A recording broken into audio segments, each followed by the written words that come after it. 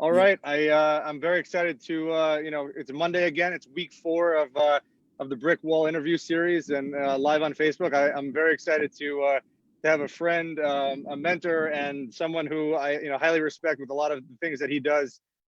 Joining us today, Mike Dube. Thanks for joining. Pleasure. Thanks, Where man. where are you? I always ask, where in the world is everybody? Physically, I'm in Englewood, New Jersey. Mentally, Okay. I'm also in Englewood, New Jersey. Mentally, I'm on the beach somewhere in the Caribbean or South America. Reggaeton is definitely playing, and there's some drinks. Yeah, and yeah. Uh, but I thought it'd be really interesting to talk to you for a multitude of reasons. First of all, you and Rachel, your lovely wife, run Elite Method, which is an amazing training program for youth. So I want to get into that because now more than ever, youth need that. Parents are going crazy. So if there could be some relief of some sort, getting their brain stimulated, getting their bodies, I just worked out right before this because I knew your biceps would look like that. So I wanted to, I thought, I'm jealous. I'm jealous because I did everything else for everyone else today, but I didn't get to do that yet. So at least I could feed off your energy. I think we have an earlier video about self-care. We could talk about that later. No, no, but in addition to Elite Method, you run a wonderful nonprofit organization called Sharing Seats, which, on a regular Tuesday does amazing work for people. And I want to talk about that a little bit. And, I know and have seen pictures. You guys are doing incredible stuff now. And I also thought, it's really interesting. You get to do what every person my age, older, pretty much anyone who's not going to camp anymore gets to do, which is you work at a camp every summer, which I'm sure is up in the air. So I wanted to, jump into that as well. And then, we could talk about alternatives to camp and things like that. But why don't you first tell us a little bit about your career and how you guys, what Dube Zone is, what Elite Method is, how you got here. Awesome. Thank you so much. Thank you so much for having me. Who's ever out there watching? I'm sure at 3:00 on a Monday, this will probably hopefully energize your day from this conversation. So I'll do the best I can, trying to be straightforward and to the point. At around 35 years old, having some good success in the business world, I decided that I was always passionate about sports and kids, and I saw a real deficit in the world when it came to healthy sports for kids. As we know in today's day and age, the sports, the professional athletes who kids would look up to as their role models and mentors suddenly are not significant anymore at all in any way, shape, or form. So for myself, I had to sort of figure out to myself how exactly, because I saw such a deficit within the sports world of healthy sports for kids, especially being extremely competitive as a child. I didn't know how to lose, and I didn't enjoy winning. And that's a recipe for disaster in life. So when I left the business world at 35 with the support of my partner and CEO, Rachel, I decided that we wanted to start healthy sports for kids. So we decided to start from ground zero, Dube Zone. Dube Zone was pretty much, we ran after school programs all over with focus on the important values of life, on teamwork and sportsmanship, discipline, all the important things which can make people successful in life. And we built it out from a few after school programs to a lot of after school programs. It then rallied into different private coaching opportunities. We were doing parties, we were doing events, and then we took over different sports for schools, et cetera, et cetera. We had many, many years of success with Dube Zone. And we decided that the most successful component of Dube Zone was the private coaching, which I've been doing with kids for about 10 or 11 years. And where our focus in the private coaching business was to build kids' confidence and self-esteem while focusing on the physical, social, and the emotional, focusing on the entire kid. And thank God, I couldn't be in a more grateful and a better place in life in terms of what I'm doing. I know how so many guys I know just sweat out Monday morning. And, they do say that when you love what you do and you're passionate about what you do, you don't work a day in your life.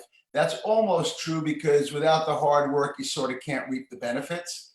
But, I feel very grateful that, I get to wear sweatpants and a t-shirt every day. And I get to work with kids. I do now also. Okay. I think the whole world is wearing it now. Yeah, exactly. We're just coming to Dube's world. We're just going to. So after about 10 years of Dube Zone, we sort of hit a peak, and we had to make some decisions as to how we could pivot into another area, but within the same genre.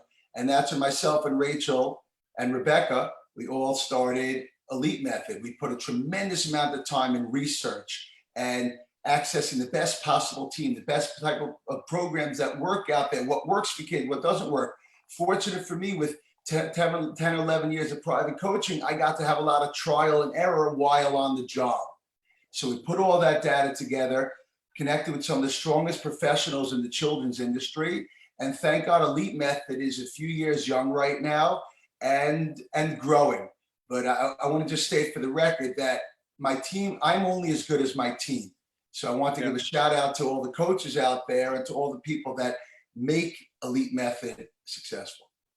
Yeah, I appreciate that. And that's an awesome transition. And I think that you found a way to solve a problem that a lot of trainers or one-on-one professionals have, which is, how do you scale? So can you, I wasn't going to ask that, but can you get into that a little bit more? You just, you have your coaches, you have your team. It's not easy to scale and take a you business and make it a us business. That's a great point. Scalability in anything in life is extremely challenging, but it's the only way to ultimately become successful. I think with the brains and genius of Rachel and Rebecca, we were able to really fine tune exactly what it was that kids need. There's not a parent out there in the world that if you ask them what's the most important thing that their child could be besides a mensch of a kid or with good character traits, every parent wants their kid to have confidence. Every parent wants their kid to have self-esteem, and every parent wants their kid to have a positive self-image of themselves, because that is what's going to help them get through life. And by pretty much working on those particular three things, we were able to create different types of programming that would be successful for every kid. And we customize every program that we do for the kid. Hopefully after 120, I'm the guy that's going to change that stigma about one size fits all. It does not with kids. Every kid comes with its own world, its own challenges, its own set of rules. So we try to customize or cater to our clients by creating programs that will fit them. And thank God, from ages 4 to 16, we've really been successful. Our coaches have been doing an incredible job out there, but that stigma works for socks or maybe sandals, but not for kids and for human beings who are wired in such a unique way where every child needs something else to grow and to benefit. The key is to find exactly what that is. So you're saying what you guys do is almost like, I run 2 businesses. I have an executive coach. I don't have a trainer. I have free content online right now where I'm doing, high intensity interval classes, or whatever that acronym is. It makes me sweat and it feels good. So what you're doing is you're taking, or let's say a kid has, is bullied or whatnot. They come home to their parents are busy. They don't have patience for it. You still got to do your homework. So you're both a coach as far as like, I'm your guy and we're going to get you fit and get you active, but we're also here psychologically to help you, like to show you like there's a world beyond this, and like let's get beyond the bullshit that a lot of kids have to deal with on the day-to-day within school and whatnot. Spot on. You're anytime you have some free time on your hands, we got an opening. But that's the truth. Correct. It's a life coach for kids. And I think if I had a life coach as a child, it would have made such a big difference, especially coming from a family that my parents were divorced, and at 10 years old, I had 2 brothers and a mother and a stepfather and everyone I was close with. And I have tremendous gratitude for everything they've done for me. But I needed that.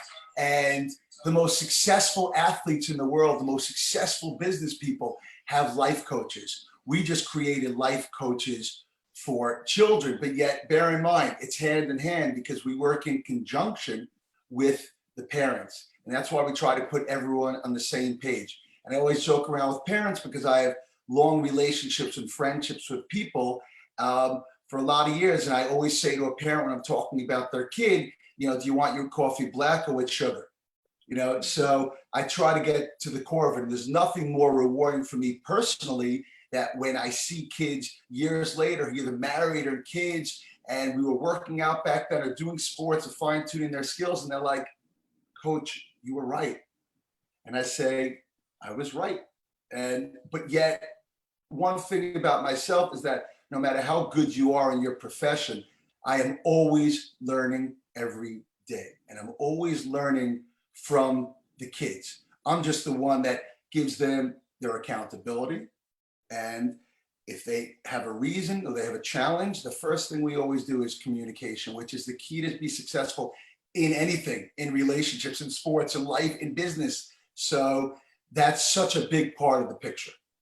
And I find that, I mean, I think that's so important because so many kids get lost, or they are in the wrong friend group, or they have other outside influences. So to have this positive, influence in your life, or influences in your life to help you proceed is awesome, especially with the advent of social media. And, I'm on TikTok and my abs don't look as good, or if you're a girl, I mean, there's plenty of, issues with that. So to, again, to have people coaching you through and not dealing with the drama is awesome. I mean, and I commend you for that. It's a great program. Thank you, Warren. The truth be told, it's not easy being a kid today. I just happen to be a 47, almost 48-year-old kid, but I understand the way they think. I understand what's going through their head. And by giving them the ability to be able to communicate and talk things out and get to a place where they might not necessarily be comfortable to be talking to a teacher about it. A coach, one of the most important things for our coaches with an elite method is that I want every kid to feel better about himself at the end of a session, because that energy then translates into the family dynamic, into the dinner table, into homework, outside of the physical piece, which is crucial, especially in today's day and age where gyms are sort of on hold. Physical fitness right now, that endorphin rush, that exercise is what's getting people through the next day. Like you, I was a 5-day-a-week gym guy. I could have made an excuse why I can't go to my gym anymore. Or early on, I bought equipment and now I made it audible, and you make that happen because, you can't deposit excuses. My 8-pound weight curls are really killing it. And I went from 30 to 8. So that's all I got around. Don't worry, Warren. If you really want a good workout, start cutting some trees down over there. I've been doing that. Been doing it. Moving rocks. How is your business pivoted now? Because I mean, in my opinion, like now more than ever, again, I'm home with my 2 little kids. They're not old enough for it necessarily, but you're home with, 2 kids, 3 kids, 1 kid. And, there's only so much you can do every day. Sitting in front of a computer on Zoom all day is not what they're used to. They're used to breaks. They're used to, so you have a lot of structured time, but now you went through a lot of unstructured time. Like, what do you guys do to come in, to help folks, get through this and to alleviate some of that pressure from the parents, but also to help the kids? Well, once the pandemic was coming closer to our circles, I realized that the face-to-face was not going to be able to work with kids from a safety perspective, which is always paramount. But I decided to FaceTime a lot of my clients. So thank God, once you have the relationship in anything in life, you continue that relationship. As a matter of fact, whether it's the adult clients that I train or the kids that I train, our relationship and bond has gotten even stronger. And I'm able to push them a little bit harder. Now, there are always times where I'm with the kids where we're just having conversations, talking about these challenges. Kids don't know how to process this. So I was able to really pivot along those lines. Some of our coaches were able to, but some kids just with different challenges, it's extremely challenging. You have to be in school for 5 hours a day on Zoom to be able to then get motivated at that time. That's where you need the magic, and a lot of our coaches have it. And this is something new that exists out there. Sort of like the difference between being in a live exercise class and somebody who, when you are FaceTime, it's much more challenging. But if an instructor or somebody is strong and has that magic, you can pass it on to the kids. But it's been, I'm seeing so many more challenges from kids right now that I never, ever saw. The whole social media world, the whole addiction to gaming. And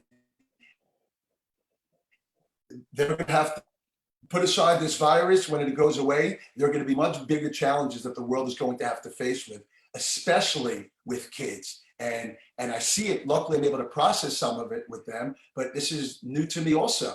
But for myself on a personal level, if I'm going to give of myself all the time, I needed to make sure that I was in a good, strong place mentally and physically. So as a matter of fact, I pushed myself even harder, and I've been able to do that with some kids that I've worked with about becoming comfortable with the uncomfortable, which is such a crucial thing in life also. And now Elite Method is really excited about some things that we're announcing for the summer, hence depending on what happens with camp.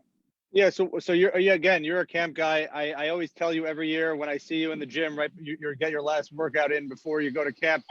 I'm like, I have to go to Midtown every day, and you're going up to camp. What do you think is going to happen? What have you been hearing from your camp, and since you're in that world and you talk to a lot of parents anyway? What's the deal? Right.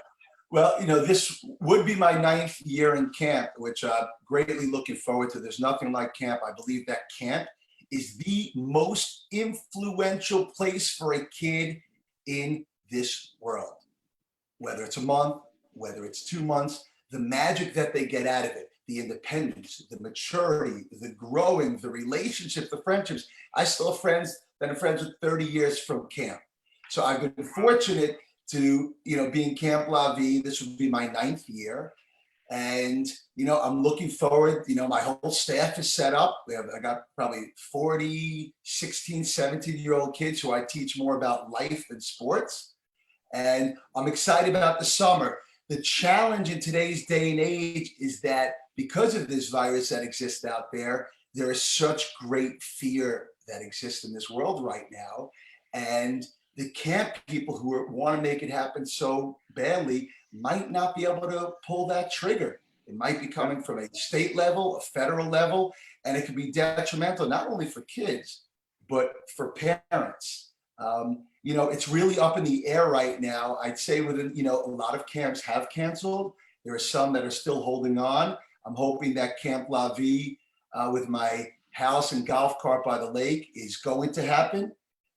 If it does not happen, we're already getting ready for a really exciting summer with Elite Method. So I'm good one way and I'm good the other way. But I don't think that the Surgeon General is watching this interview, but if he is, the camp is so crucial. Jerome Powell actually is my Facebook friend, so he could be watching, but I highly doubt that. Great, but I could only say sorry. He's the Fed chair. I meant the right. I'm sure they're all busy at 3:30 on a Monday, but I just hope that it has such an impact. Camp. I can't tell you the magic that happens there, and I've been fortunate. This should be my 9th year. My daughter has 1 more year left, and if I could end a great 10-year run, I have tremendous gratitude that I was able to do that, because my role as head of sports was much bigger than sports. You see that kid walking back to his bunk. He's had a rough day. You start talking to him. You see someone of the special needs kids who's in the program that La Vie has, which is incredible for Yachtad. You make them feel good. There's so much opportunities to do incredible goodness. And that's unfortunately what the world is lacking a little right now. People are a little scared to step out of their comfort zone and help people. But like I know, helping people is the magic. That's what makes you feel good. That's what gives you the power. So hopefully, the rain will stop soon so that people could go back to that. Because as you've been involved with sharing seeds and been a donor and a giver, extremely challenging that just out of nowhere, that stopped. And hence I had to figure how to pivot myself. And that's when I was delivering food early on through sharing seats to the first responders, which I was wearing everything safety, the hands, the gloves, but making these first responders feel like the most important people in the world, as they should be after the virus goes away. And the teachers that are working so hard with their own children in the background to try to face the Zoom kids. Let's not put all the emphasis on the athletes and the musicians. Where are they now? Yeah. I always say, privately, that they're not the best role models. Then certainly I won't call out any of them, but there are certain ones of, athletes and celebrities who leave a lot to be desired as far as being our children's role models. So I completely agree. I think it's that arm around the shoulder and seeing and having the intuition to understand or see that a kid's going through a troublesome period and nip it in the bud. And I feel like adults who mentor kids and coach kids or who are role models should be held to a higher level of responsibility that you put forth. I mean, let me just Okay. interject for a second where I'll put the cart before the horse. As a matter of fact, because unfortunately sick children right now, whether it's through cancer or other illnesses or special needs, they are secondary to what's going on. And they sort of like the forgotten child. But somebody recently reached out to me, and it's going to be on social media tomorrow. Kid was having a bar mitzvah. He was down and out, upset, angry. The father reached out to us, asked if we could do him a favor. 2 weeks, we weren't able to get in touch with this person. Somebody through a connection decided to get in touch with this guy. And Rob Gronkowski sent a beautiful bar mitzvah message to this kid, which will be out there tomorrow. Now, I don't know Gronkowski outside of the fact he's an incredible athlete and played with the best quarterback of all time. But now the way I look at Rob Gronkowski is that, well, you're a rock star. So I've gotten to see the other side of athletes myself, and it's so heartwarming. When I sent this to the father, there were no words. He was so grateful, and let alone the kid. So all these Hollywood stars now, or athletes, should be reaching out to their fan base to let them know that, hey, we're thinking about you. And we might or might not be back, but we're still thinking about you. Yeah, no, that's awesome to hear about Gronk. And I want to get into sharing seats, but before that, I have to say two of our viewers are people that you were talking about camp and those relationships. I don't want to quantify how many years it's been since I've been to camp, but a couple of our viewers today are folks that I love and went to camp with many years back. So I'm happy that they're watching, and hopefully we can all be back in camp again someday soon. But why don't we? I mean, I know you hinted at it, but I really want to dive into sharing seats. When I've been asked a couple of times, like, who's that Mike Dube? What's sharing seats? Why are you sharing that? What are you doing? Why are you helping? There was something with Kanye, with a girl who was on her deathbed a couple of years ago that we worked together on, and she got her wish. But I always describe it as a front of the line Make-A-Wish Foundation type thing. But also no overhead. You just do it. You just something needs to get done. Someone needs to do it. Tap into your network and find the solution and get it done. So I mean, please, how did that get started? Tell us more about it, and I'd love to talk about a couple of because you really do amazing things. Like you post online, you reach out to people, you tap into your network, and poof, Gronk, does something. I saw that post a couple of weeks ago.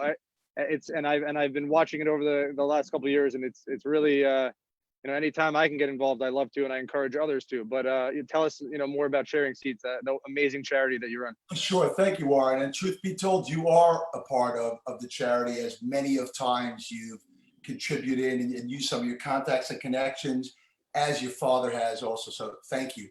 I'd say about maybe 11, 12 years ago, obviously being a big sports fan myself, and as a kid, when my father would take me to the game, it's like, we got great seats. I'm like, okay. We go to Yankee Stadium. We walk up a level. Suddenly we're at the top of the stadium. And my dad's like, well, here are the seats. I'm like, we can't go any higher. So as a kid, I always had a little bit of a chip on my shoulder, like, you know what? A sporting event is a sporting event, and it gave me joy sitting up in heaven. But I can imagine what it's like to be able to, God forbid, be a child with challenges or an illness or disabilities, and you've never been to a sporting event, and you're actually in the game. So for myself, that was always a thought in my head. But I'd say about 12 to 13 years ago, it's that long now, I had a big network of people. I ran a lot of circles, and the strong survive. And there were two gentlemen in Teaneck who were walking home from shul, from Temple, on a Saturday night where there was an electrical storm. They got hit by two poles, and they both died on the spot. And somebody had reached out to me from Teaneck. I even think it was my friend Elliot Auerbach, who's in Israel. He reached out to me and said, listen, you got a big contact, you got a big network, could you reach out to them? We ended up getting them to a baseball game. We got them a bat signed by David Wright. Hence, we created some other opportunities for these kids who are now adults. So as we know, good news spreads, bad news spreads faster. Somebody else had a daughter had cancer in Teaneck. Said, hey, Stanley Cup coming up. Could you hook something up?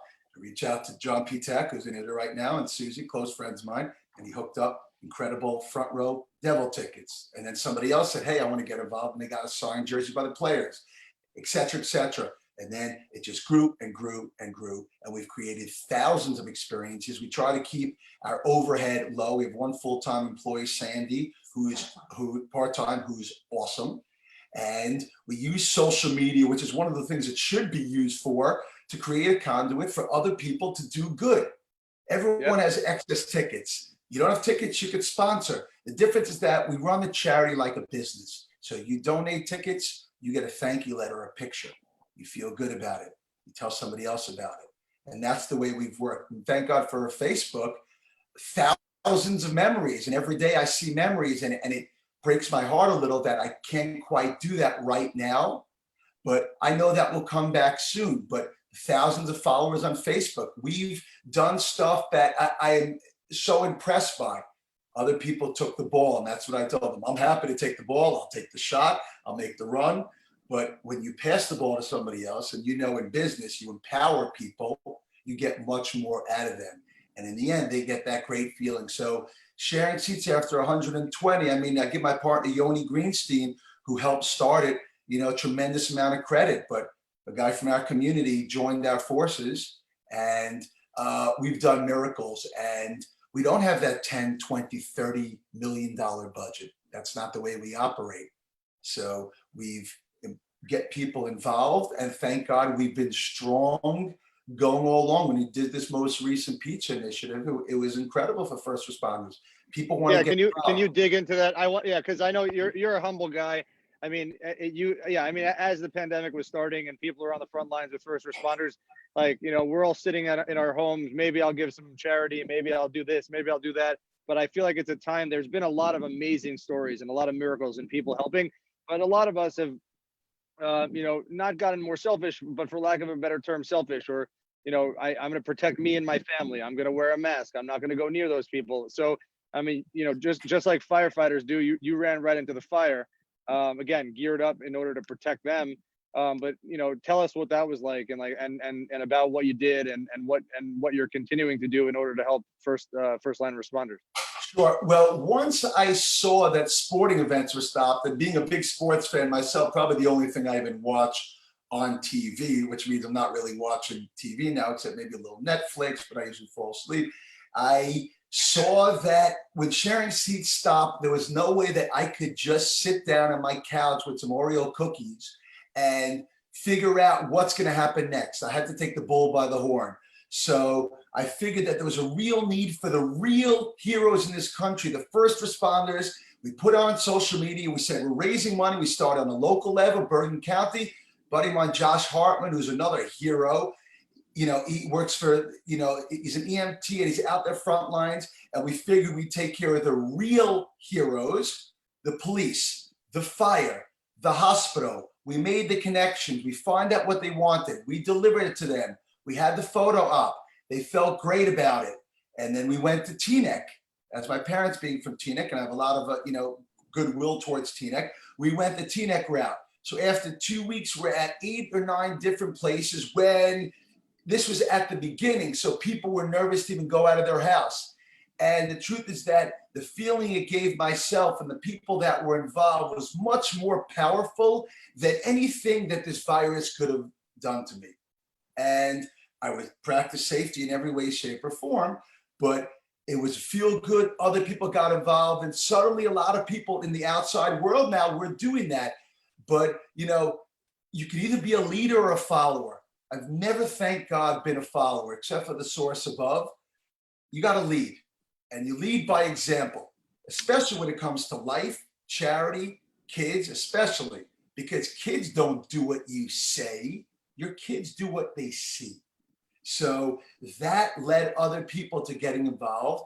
Then we had another person who had a husband who's sick and wasn't able to really, do anything. And she's like, do me a favor, could you buy ShopRite gift cards for people in need? So myself and Rachel, we were proactive, put that out on social media, and $100 gift cards were going left and right. There were community people who were in need. And hence, we were able to be really proactive. And we'll see what the next challenge is.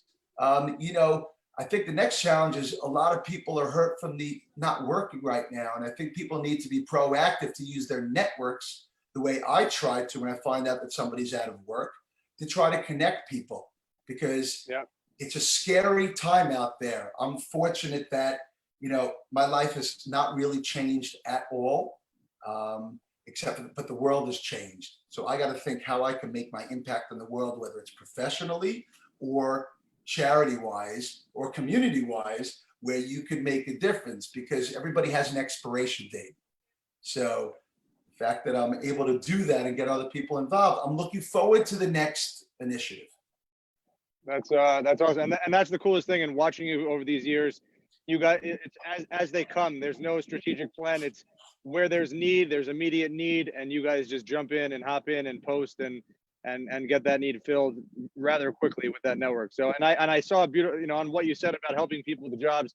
I saw a beautiful post, and I can't give credit because I forgot where I saw it, but it was on social, and someone said, yeah, like, you know, reach out to me and let me know if anyone in my network can help you. Look at my LinkedIn, look at my Facebook, because, you know, now's the time to help each other. There's a ton of people. We all know folks who are out of jobs, who've been out of jobs. And, you know, I think it's exceptionally important to, you know, to help that in that regard as well. And what does it really cost anyway, Warren? What does it cost to do something nice? No, and it feels good for the receiver and for the doer. So, right. Yeah.